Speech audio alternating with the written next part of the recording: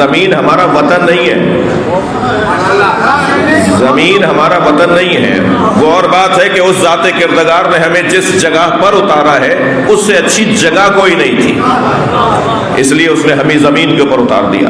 یہاں سے بھی ہمیں کہیں جانا ہے، اور جہاں جانا ہے وہ جگہ نہ جانے کتنی طویل رہے گی، اور جہاں سے آئے ہیں نہ جانے وہ کتنا وسیع عنوان ہے کہ جس کو بیان کرنے کے لیے بہت ہی مفصل موقع اور مناسبت بھی چاہیے۔ میرے مولا علی سے پوچھا گیا، یا علی، ہر رکعت میں قیام ایک، رکوع ایک، سجدے دو کیوں ہیں؟ ہر رکعت میں، نماز کی ہر رکعت میں قیام ایک، رکوع ایک، سجدے دو کیوں ہیں؟ تو میرے مولا نے اسی آیت کو تلاوت فرما دیا۔ حضرت نے فرمایا، تم نے قرآن کی آیت نہیں پڑھی؟ منہا خلقناکم، اسی مٹی سے بنائے گئے ہو، وفیہا نعیدکم، اور اسی خاک میں واپس جاؤ گے، ومنہا نخرجکم تارۃ اخری، اور اسی مٹی سے دوبارہ اٹھائے جاؤ گے۔ مولا فرماتے ہیں پہلا سجدہ تمہاری ولادت کی یاد بتاتا ہے، دوسرا سجدہ تمہاری موت کی یاد دلاتا ہے، اور دو سجدوں کے درمیان جو وقفہ ہے اسے زندگی کہتے ہیں۔ اور زندگی اتنی ہی مختصر ہے جتنی دو سجدوں کے درمیان قیام مختصر ہے۔ کتنی دیر ٹھہرتے ہیں آپ دو سجدوں کے درمیان؟ کتنی دیر کے لیے رکتے ہیں؟ اب یہ میرے الفاظ ہیں، علماء اکرام سے مجھے دعا چاہیے جی۔ پہلا سجدہ ہماری ولادت کی یاد دلا رہا ہے، خاک پر سر رکھو گے تو ولادت یاد آئے گی نا۔ نہ نبی نے کپڑے پہ سر رکھا، نہ نبی کے صحابہ نے قالین کے اوپر سر رکھا، سرکار نے حکم دیا ہے کہ خاک پر سر رکھو۔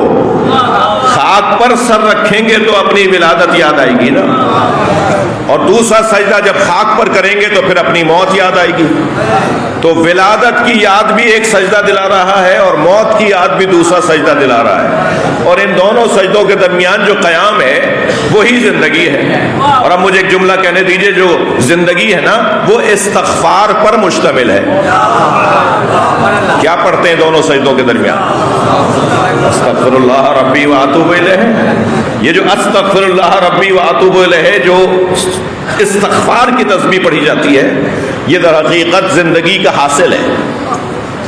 میری اور آپ کی زندگی کا حاصل اللہ سے مسلسل رجوع رکھنا ہے، اس سے رابطہ رکھنا ہے۔ سیدہ فرماتی ہے، بابا روزانہ رات کو علی کسی سے بیٹھ کر بات کرتے ہیں، علی کا بولنا تو نظر آتا ہے مگر جواب کون کیا دیتا ہے یہ نظر نہیں آتا۔ اور شاید سیدہ نے یہ اس لیے فرمایا ہو کہ روایت بن جائے اور بیان ہو جائے، ورنہ سیدہ تو جانتی ہیں کہ علی کس سے بول رہے ہیں اور علی سے کون بول رہا ہے۔ فرمانے لگی، بابا رات کو روزانہ علی کسی سے باتیں کرتے ہیں، اور علی کا بولنا تو نظر آتا ہے مگر جواب نظر نہیں آتا۔ تو میرے مولا نبی مسکرائے اور فرمایا، فاطمہ اللہ نے زمین کو حکم دیا ہے کہ دن بھر جو اس پر گزرے وہ رات کو جا کر علی کو بتائے۔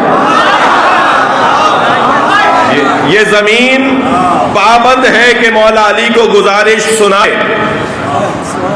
پوری زمین کے اوپر جو کچھ دن بھر میں گزرے گا یہ زمین پابند ہے کہ رات میں جا کر علی کو بتائے۔ اور کیوں علی کو بتائے؟ اس لیے علی کو بتائے کہ قرآن مجید میں اسی علی کو اللہ نے یہ کہہ کر یاد کیا ہے، اذا زلزلت الارض زلزالها واخرجت الارض اثقالها وقال الانسان ما لها۔ جی جب زمین جھٹکے کھائے گی اور زمین کے اندر موجود چیزیں باہر نکلنے لگیں گی تو ایک انسان ہوگا جو زمین سے کہے گا تجھے کیا ہو گیا۔ میرے مولا علی اپنے سینے پہ ہاتھ رکھ کے فرماتے ہیں، وہ انسان میں علی ہوں۔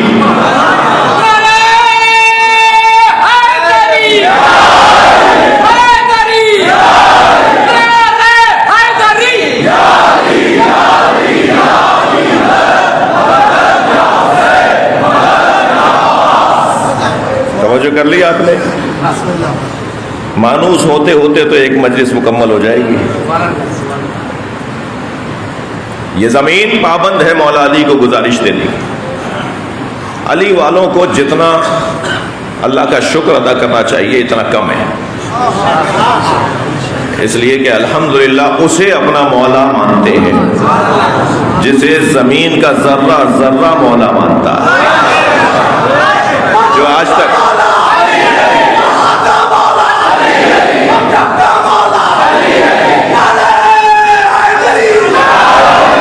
اب یہ اور بات ہے کہ کچھ